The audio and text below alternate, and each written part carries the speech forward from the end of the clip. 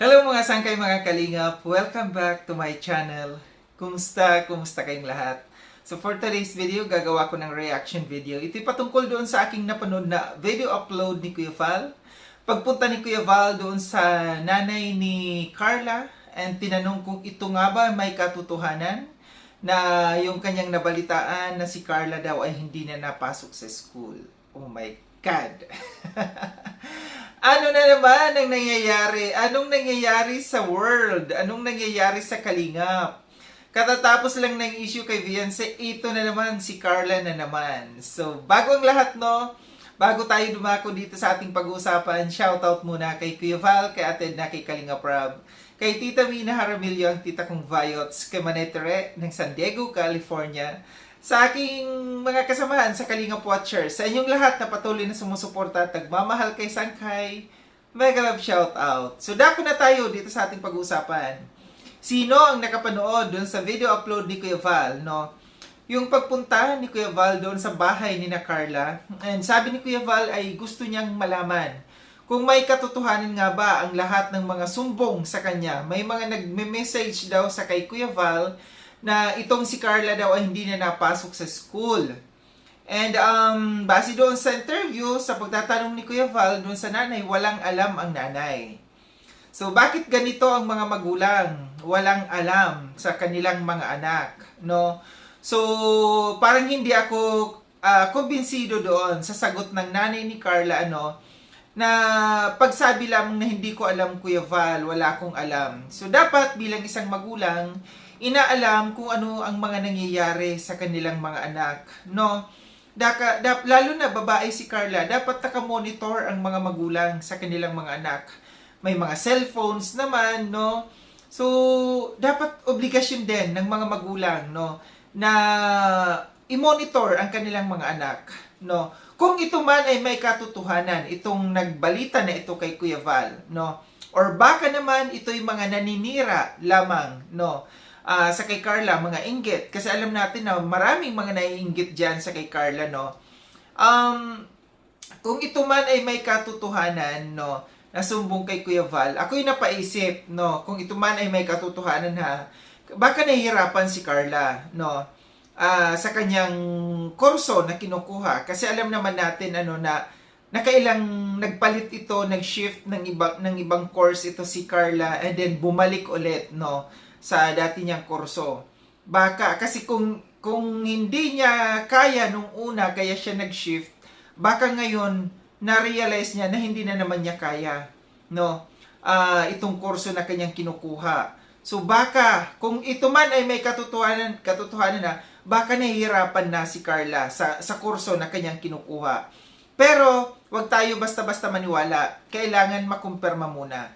Isa pa, no, parang may mga kasi dito sa Kalingap, no, medyo maluwag kasi sa kanilang mga beneficiaries, lalo na dito sa mga scholars nila ng mga pinapaaral, no. Alam naman natin na ang mga scholars, halimbawa sa mga governments, no, yung mga institutions na mga nagbibigay ng scholarship diyan, may mga criteria sila na inaano diyan. Dapat ang Kalingap, no, dapat ang mga scholars nila pinagre-report nila, pinapakita yung kanilang mga grades or kung ano man, no, na para malaman ng Kalingap na ito'y hindi nagbubulakbol, na sila yung nag-aaral ng mabuti, no. Kasi kung ito man ay may katotohanan, bakit hindi ito nalaman ni Kalingap Rob, no? So meaning napapabayaan itong mga scholars na ito, no, na hinahayaan lamang. Maaari dahil sa may tiwala sila. Pero kahit na, no, mahirap yung sasabihin lamang natin na tiwala tayo sa kanila. Mas maganda pa rin talaga yung nakamonitor, yung namomonitor. Example, ito isang halimbawa, no? Yung sa kay Edu, yung nangyari sa kay Edu na 1 taon na pala na hindi na pumapasok sa school, no? Patuloy ang pagbibigay ng allowance, no? Nagpera doon sa scholars na yun, doon sa beneficiary na yun ni Edu. Pero anong nangyari? Nalusutan kasi nga mukhang maluwag. Maluwag at saka yung tiwala. Huwag kasi tayo basta-basta magtiwala, lalo na sa mga bata sa ngayon. Hindi ko nilalahat, ha. Mahirap na magtiwala kasi yung mga bata ngayon medyo hindi na natin masyado nakokontrol eh. Iba na yung panahon kasi ngayon. So, ang sa akin lamang dito, kung ito man ay may katotohanan, dapat nakamonitor yung magulang. No? Yung magulang, number one, na nakamonitor sa kanilang mga anak, lalo na't mga babae yan, kung ano ang mga pinaggagawa. Huwag hayaan na porket nandiyan dyan, kumikita na sila, may allowance na sila, may income na sila, hahayaan na lang ng magulang. Number one pa rin, no, yung magulang na nagmo-monitor sa kanilang mga anak. Pangalawa na lang ang kalingap, no. Pangalawa na lang yung kalingap. Siguro yung kalingap na lang yung ano nila dito, kung magpakita sila ng kanilang class records or kung ano man dyan, no, na pagpapatunay na sila'y nasa mabuti, nag-aaral sila ng mabuti. No, ito ay isang hindi ko alam kung ito man ay may katotohanan. Alam ko na maraming mga sponsors na mata-turn off. At saka alam ko na maraming mga mata-turn off din sa kay Carla, no. At sana hoping tayo na ito'y paninira lamang sa kay Carla, no. Hoping tayo na ito'y hindi totoo. Kasi kung ito man ay may katotohanan, ano ang tanong dito? Ano ang nangyayari sa mga angels ng Kalingap? No? Lagi na lang merong issue dito sa loob ng Kalingap patungkol dito sa mga angels. Ano na ang nangyayari sa kanila? Ito ba'y hindi na namomonitor? Ito ba'y after lamang ng shoot nila, wala nang pakialam ang Kalingap? Hindi na nila minomonitor?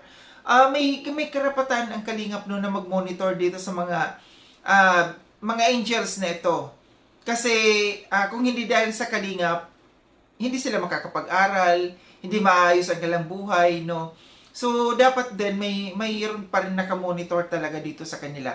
Hindi man si Kalingap Rab dapat magtalaga ng isang tao, no, na magmo-monitor dito sa mga angels na ito. Mahirap na, no? Kagaya ng sinabi ko yung sa nangyari sa kay Edu, no? Beneficiary ni Edu. Ito isang leksyon na ito, no? Sa nangyari doon sa beneficiary ni Edu. Ako nalulungkot, no, kasi ito'y kasiraan ni Carla, no. Si Carla ang masisira dito kung may katotohanan man ang lahat ng ito. Pero sa tingin ko naman, no, hindi naman siguro magagawa ito ni Carla, no. Dahil naging tapat din naman ito siya sa Kalingap, no. Siguro naman mahihiya naman si Carla kung gagawin niya ito, di ba? Kahiya-hiya siya sa Kalingap kung gagawin niya ito, di ba? Tingin ko lang ito, paninira sa kay Carla sa mga taong inggit sa kanya, sa mga taong galit sa kanya. Alam natin na noon pa maraming galit dito sa kay Carla, maraming mga nainggit, no. Siguro paninira lang talaga ito. Pero maganda din ang ginawa ni Kuya Val, no. Yung ginawa ni Kuya Val na dapat pinuntahan yung magulang. Kaya siguro unang-una na pinuntahan ni Kuya Val yung magulang. Kasi alam ni Kuya Val na magulang dapat ang nilalapitan pagka may problema ang kanilang mga anak. Kasi mga magulang dapat ang unang nakakaalam kung mayroong problema sa kanilang mga anak. Kaya nga siguro hindi ni Kuya Val diniretsa si Carla kasi baka magsinungaling, ilusot yung sarili kung may katotohanan man, no? Kaya siguro naisip ni Kuya Val na magulang muna ang puntahan at tanungin kung ito nga ay may katotohanan. Pero doon sa sagot ni nanay ni Carla, medyo hindi ako agree doon sa kanyang sagot na hindi ko alam, no. Dapat alam mo. Bilang isang magulang, alam nyo dapat kung anong nangyayari sa mga anak ninyo. Huwag nyong ipaubaya. Alam nyo dapat, no, kayo dapat ang nagmumonitor sa kanyang mga anak. Kasi hindi nyo alam kung anong nangyayari, anong pinagagagawa ng mga anak ninyo. Kung nagbubulakbol nga lang, ito doon sa lalo't lalo na nasa malayo sa inyo. So ito'y, panawagan din sa mga magulang ng mga angels, no, Kalingap angels, na kayo ang dapat, no, na nagmo-monitor sa inyong mga anak kung ano ang nangyayari sa inyong mga anak. So ito lang aking reaction mga sangkay, mga Kalingap, no, na my God. Napapamaygad ako dito sa mga pangyayari, no. Dito sa loob ng Kalingap, walang katapusang issue. Pero masaya ang mga reactors kasi laging merong issue. Muli maraming salamat mga sangkay no sa panunood. Sa mga hindi pa nakapag-subscribe kay Sangkay Loans, subscribe niyo na po ako. Click yung notification bell para updated kayo sa lahat ng mga videos na aking gagawin. Like and share itong video na itong mga sangkay. Kita-kits tayo ulit sa susunod na video na aking gagawin. Ingat kayo sa ang dako ng munduman kay naroon. Paalam ng mga sangkay mga kalingap, paalam.